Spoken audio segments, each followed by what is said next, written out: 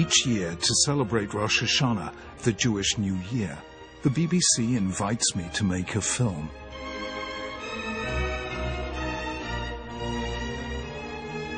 This year, I've decided to put my faith as a believer in God on the line, publicly, on television.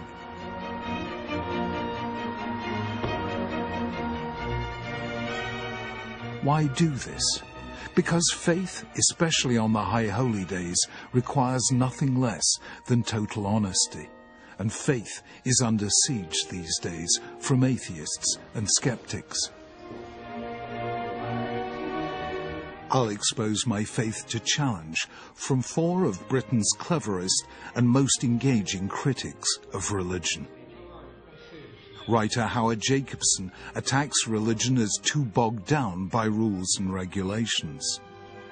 Philosopher Alain de Botton doesn't believe that any one religion can be the true faith. Scientist Colin Blakemore insists that science makes religion redundant. And Professor Lisa Jardine maintains that human suffering undermines faith in God. In putting my faith in God on the line, can I get closer to understanding what faith is? The novelist Howard Jacobson was brought up in a non-Orthodox Jewish family. He's upset by the rules and rituals of Jewish faith that, to me, are an essential part of our religious practice. I'm just not comfortable at all with any kind of religious practice. I don't mind watching it. I don't mind, I'll blunder into a mass and think that's a wonderful spectacle, but no thank you. And I'll feel the same at the great Jewish high holy days when they blow the shofar and the melancholy of Jewish liturgy moves me a lot. But the business of what I eat, the business of what I wear, the whole business of, the minutiae of a religious life doesn't suit me. And I also don't like to see it. Well, I think that you're coming at it in that kind of way that the couple do when the husband says, I deal with the big things, she deals with the little things. I deal with world peace and global climate change, and she deals with the little things like where our kids go to school. I mean, it's a very, very strange idea that God only worries about the big things. God is in the details. I think religion is in the details. The devil's in the detail, Chief Rabbi. What's so crazy about it is I think God loses his sonority, his grand dignity. The God that speaks to Job out of the whirlwind is the frightening God I like. I will respond to the idea of a frightening God. I don't want that God then caring if I had a bacon sandwich for breakfast. I don't want him to worry about that. Not only because I think his mind should be on bigger things, but because I think it shouldn't matter what I have for breakfast. Well, I think that religion is, or Judaism is, the poetry of the prosaic. It's about taking that big idea and actually translating it into everyday life. It's not just that we make it sacred. We fall out with one another. We argue over it. We erect within our own faith sects because of it. Why should God not be part of our daily routine? Why don't we need a regular exercise because he gets of the lost Spirit? in it. He gets lost in it. And we forget him. And those who care about those things, it's very easy for them to be ungodly. There are other ways of finding your way to God. There is no one way. But I do think that deep, abiding passion, that love affair, tempestuous, between us and God, with its difficult moments and its internal rows, that is the drama of the Jewish spirit. And my goodness me, I feel lifted by it. I feel privileged to be part of it, even if it gives me pain, and I'm sorry it gives you some.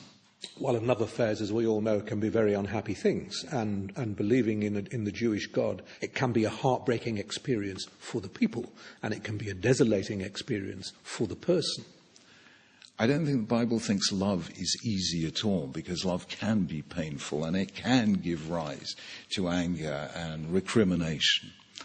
But nonetheless, that is, to me, what Judaism is about. And this God with whom you describe our love affair, are you sure he's there?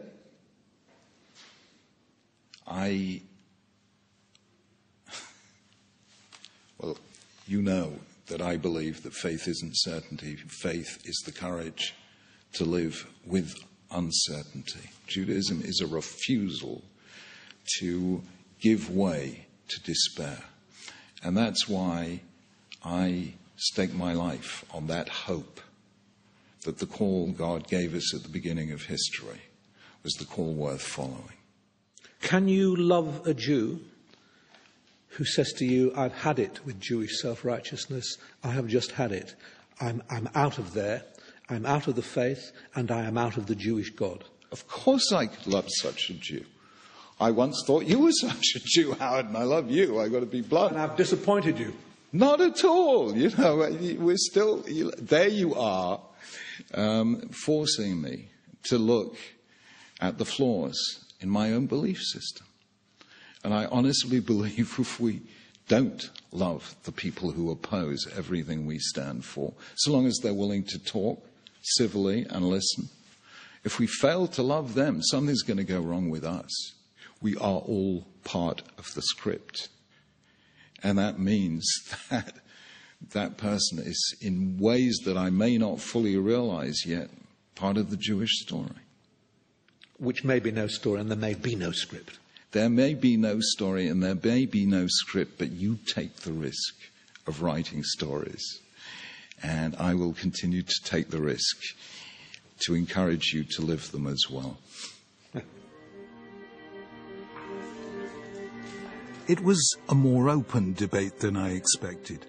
What did Howard take away from our discussion? What surprised me was how open he was to some of my criticism of, not of God, but of Jewish ritual and some of the arguments that Jews, very punishing arguments, that Jews have with one another. He's in a very difficult position. Everybody knows he's in a very difficult position. And I thought he was open about some of those difficulties and accepting of the problems. I was pleased that he did not sweep some of those problems under the carpet. Howard. Terrific, as always. As always. Bye. I agree that ritual sometimes descends into routine. Bye, Howard. But any great achievement requires routine. Writing a novel means writing a little bit each day, and so having a relationship with God requires praying each day.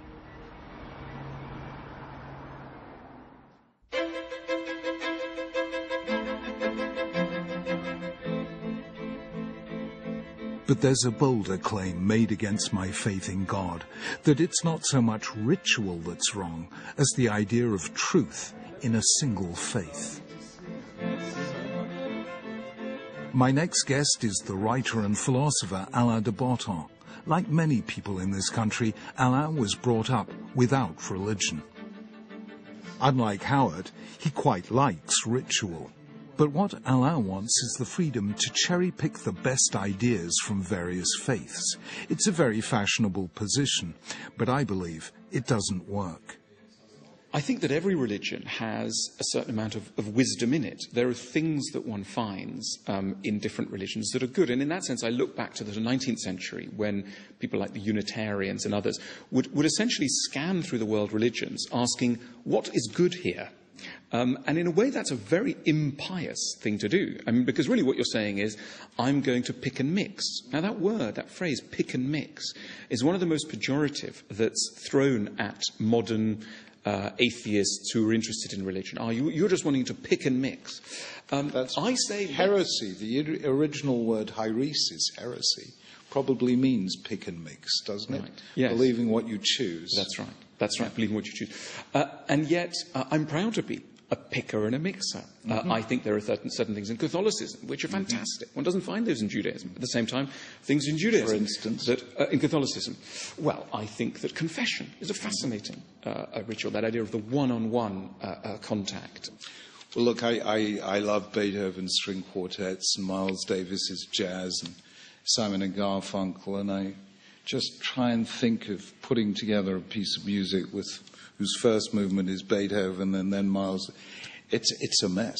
It doesn't work as bricolage or a fruit cocktail or anything of the kind. You know, but why not? When you think of literature, yeah. But that's precisely what we do with literature. We read, Jane Austen sometimes, and at other moods we'll read Schopenhauer, and at other times we'll read, Gibbon, and we'll change, and we'll do precisely that. What's wrong with doing that religiously? You read Jane Austen, you put it back on the shelf, and it makes no further demand of you until you feel like reading it again. But you read it, a sacred text, and you put it back on the shelf. It's still making a demand of you.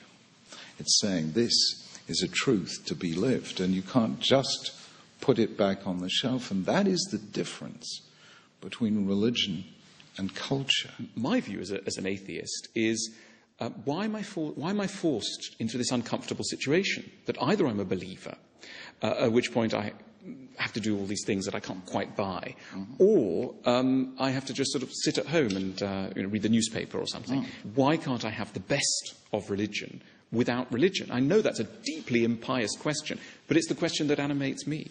So imagine you have a secular New Year at which you and friends of Alain de Botton all get together once a year and apologize to each other, and it'd be great. It will last for 5 or 6 years. You wouldn't be able to hand it on to your children. Why not? You wouldn't be able to spread it any more widely, because matters of the spirit live on the basis of obligation, or what we call, on the basis of the Bible, command.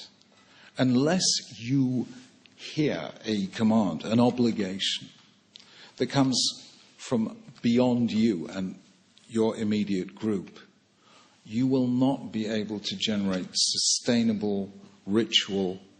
Supposing I said to you, Alain, let's meet and agree.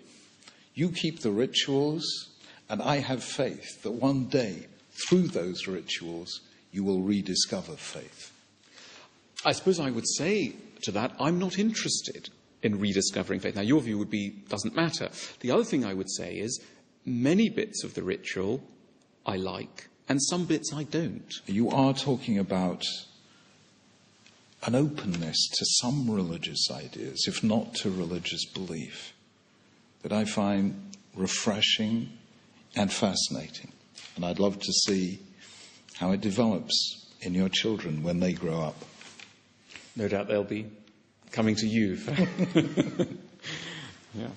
Good, thank you. I think trying to create a kind of pick and mix of the best bits of the different religions will be very hard. Religion involves a strong personal commitment. What I have learned from Alain is that a religion can speak to someone who doesn't share its beliefs. In an age of rapid change, religion is our great treasury of the wisdom of the past. At least Howard and Alain see some point in religion. Some critics say it no longer has any. My next guest is the distinguished scientist Professor Colin Blakemore. He believes the rational explanations provided by science make religious faith obsolete. It's one of the most dangerous attacks that can be leveled at faith in God.